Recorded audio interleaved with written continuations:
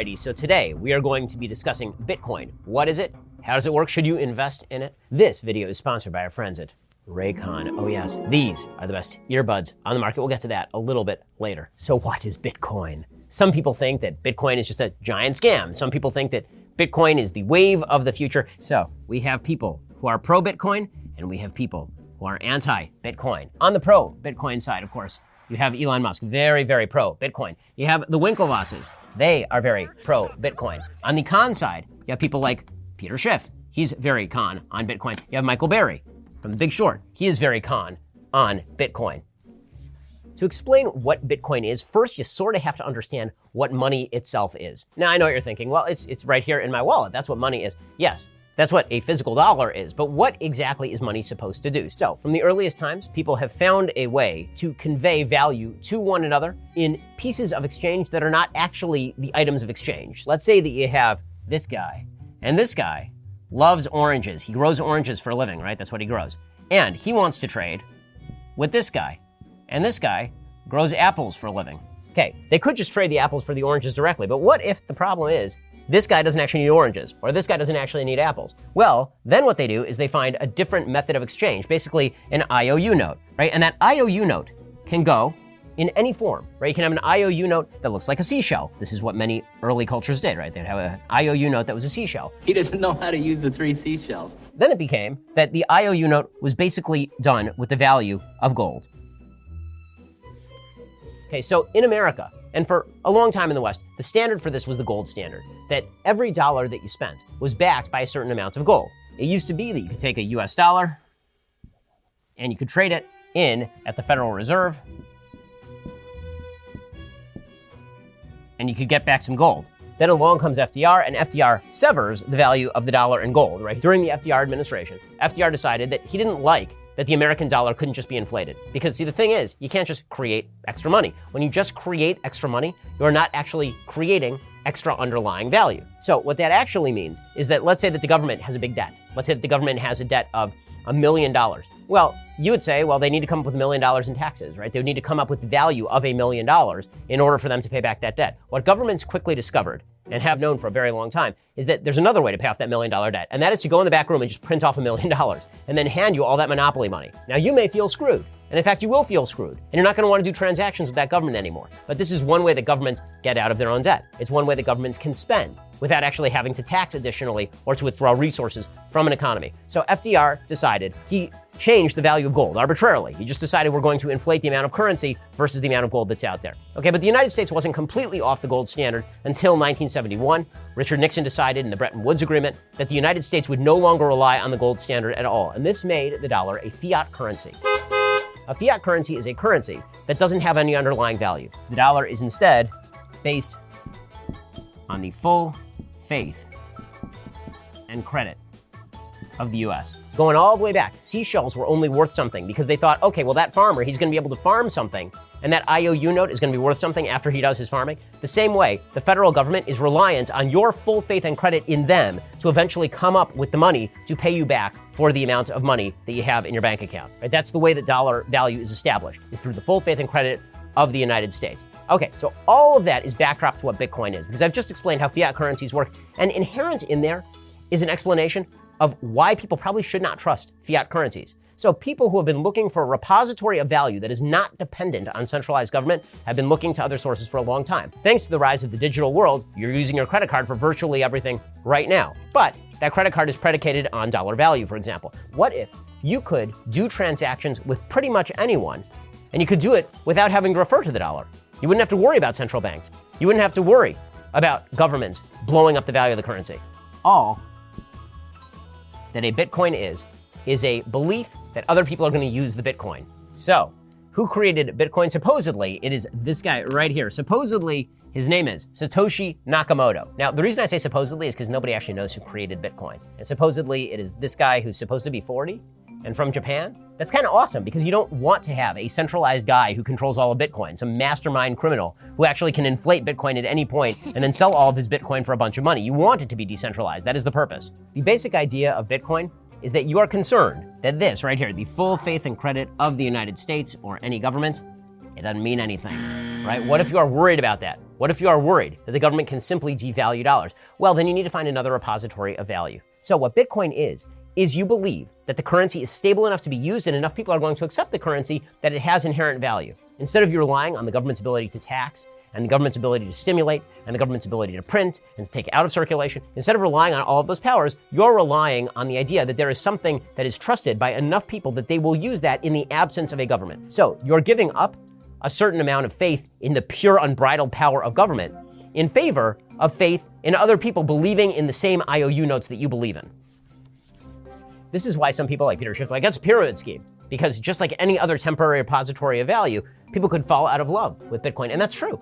People could fall out of love with Bitcoin, or they could find a new version of Bitcoin. You see new sort of currencies springing up every so often. So theoretically, you could have people decide, you know what? We don't want to use Bitcoin anymore, or businesses say we're not going to accept Bitcoin as payment anymore, and the value could theoretically go to zero. That is 100% true. It also happens to be the case that Bitcoin cannot be controlled from the outside because governments can make currencies worth zero, but governments don't have the power to make Bitcoin worth zero. That is because Bitcoin is not a centralized currency. It is a decentralized cryptocurrency. So that comes with some costs and it comes with some benefits. On the cost side, you cannot rely on the ability of Bitcoin to give you some sort of hard asset in exchange for your Bitcoin because that doesn't exist. That's not what Bitcoin is. On the good side of the ledger, you don't have to worry that the creators of Bitcoin are going to simply inflate the value of Bitcoin or deflate the value of Bitcoin by simply printing new Bitcoin. In essence, here is sort of the difference between fiat currency and Bitcoin. Fiat currency is a government, right? Call it the US government. And the US government decides the value of the currency, and then that value is promulgated to all of the other human beings, right? These are all the citizens. All the citizens are out here. Yay, citizen, okay. And then we have an unhappy citizen. So the value of the US dollar is decided by the US government. When it comes to Bitcoin, it is precisely the opposite. Instead, you have a bunch of people out here, and these people have to decide what they think Bitcoin is worth. And because Bitcoin is not an actual government who's actually creating the value of Bitcoin, instead, you have all of these people investing their own assets into Bitcoin. So the definition of value is incredibly different. The definition of value is coming from the outside in as opposed to from the inside out. There are some who say that Bitcoin is worthless. It's not valuable. But then there are others who say that you can trade Bitcoin. Now, the reason that people call it a cryptocurrency is because the technology of Bitcoin, the thing that prevents it from being inflated, is that there are a set number of Bitcoins in circulation. A certain number are being added every year, but it's a very, very low number. The Bitcoins that are in circulation cannot be jacked around with. They cannot be counterfeited. And that is because the crypto technology that is used in order to encrypt the transactions, right? People are using cryptography. They're using actual cryptography in order to protect the transactions that take place. And you've heard of this thing called blockchain. What blockchain technology essentially is every time somebody uses a portion of Bitcoin for a transaction, they're an entire group of people. They are called Bitcoin miners. And their job is to simply verify the transaction. Their job is to try and unlock all of the cryptography in order to ensure the transaction is legitimate. And to make sure that you can't use the same cryptocurrency twice, right? This is sometimes what people worry about, is that somebody has a Bitcoin and they simultaneously give the Bitcoin to two different people. That can't happen thanks to blockchain technology. So once a certain number of transactions are verified, that is called a block. Every time the Bitcoin miners create a block, it is added to the blockchain, right? With every block that is added to the blockchain, you are creating a more and more unbreakable chain of events and more faith and credit in the Bitcoin itself, which is why it's good, right? You can't even understand how these transactions are verified, but you know that they are being verified, and they're being verified in real time over the course of time, and you earn Bitcoin for doing this, for participating in this process. So you actually have a really transparent look into all the transactions that have been done with Bitcoin, so you know that people aren't screwing around with the currency. And that, of course, is the chief promise of Bitcoin, is that people are not screwing around with the currency. Because again, no one is in control of the Bitcoin. There's not a centralized person who decides how many Bitcoins ought to be issued. There's not a centralized body that decides whether to inflate or deflate the currency. And so that means that Bitcoin is entirely reliant on how many people decide to use Bitcoin. This is why Bitcoin has gone from essentially a zero value proposition, what appeared to be people spending dollars for zero things, and now a Bitcoin is worth up to $50,000. The answer is the more people buy into it, the more the Bitcoin is worth. So in that way, it really is no different than gold, except that gold is a hard asset and Bitcoin is just a digital asset. One of the things that has happened here is that you've seen some big companies like Elon Musk, big believer in Bitcoin. His company, Tesla, just bought $1.5 billion in Bitcoin. What is he really saying? He's really saying that I believe more in this value as a repository of value than in something like a US bond or a US dollar. I believe that this is going to grow in value as people turn away from centralized governments and fiat currencies in favor of a currency that is not controlled and not inflatable by outside parties. And as the economy grows more and more reliant on government spending, and as people see that governments are never going to pay back these debts and that governments are going to continue to run up those debts, people like Elon Musk are probably going to do more and more of this. You're going to see more and more people say, okay, you know what? I'm going to take my money and don't feel like investing in gold because I can't use gold for actual transactions. It's a good repository of value, but I can't use it for actual transactions. And instead, I'll just put it in Bitcoin because I can still use it at the local grocery store. And also, it happens to hold my transactional value. So the government has a couple of worries about Bitcoin. Number one is that if people start investing in Bitcoin instead of worrying about the US dollar, that means there are fewer people who are buying bonds. Theoretically, you could buy this as a holder of value over the long term, and you're going to do that instead of buying government debt, so the government can't actually issue more debt, meaning they can't raise more money to pay for all of the various projects that they wish to engage in. The other problem for governments is that when you're talking about a completely digital currency that is not controlled by them and not verifiable by them, they're worried about the possibility of this sort of currency for criminal use. There are 1,000 reasons why you might not want the government to know how you are transacting business. If you happen to be a libertarian, you don't think it's the government's business how you transact business or with whom you transact business. If you are somebody who believes that the government is badly motivated and would seek to crack down on Bitcoin holders for some reason, or remove the value of Bitcoin in some nefarious way, the more closely Bitcoin is protected, the less government has the power to do all of that. There's always a flip side of the coin.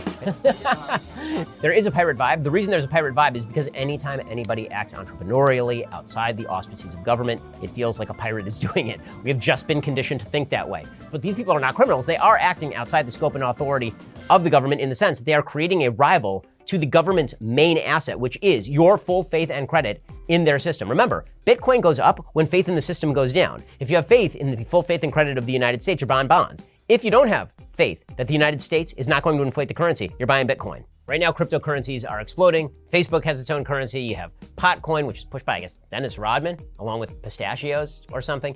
You have Ethereum. You have Litecoin. You have a bunch of different types of cryptocurrency. Anytime there's a market for any sort of digital currency, there will be rival digital currencies. The question is which one gains credence in the marketplace. It's why, at the very beginning, it takes big people buying into this sort of stuff to make a difference in the market for it, right? The more Elon Musks you have buying into Bitcoin, the more faith there is that Bitcoin is a real thing. So at the beginning, it does appear to be incredibly volatile. Whether those succeed or fail is largely, and actually entirely, based on the public view of whether those things are going to succeed or fail. Right? This is why so many people are skeptical of cryptocurrencies in the first place. But my feeling is that over time, cryptocurrencies, particularly ones that find a place in the market the way that Bitcoin has, I think that those are going to continue to rise. I think as we have less and less faith in centralized governments, and it seems to me that we are right now, as that happens more and more, I think you're going to see more and more people looking to diversify away from fiat currencies and instead moving into places like Bitcoin for actual safety and security. Despite all the talk about volatility, it may be that in the future, the most volatile forms of currency are the ones coming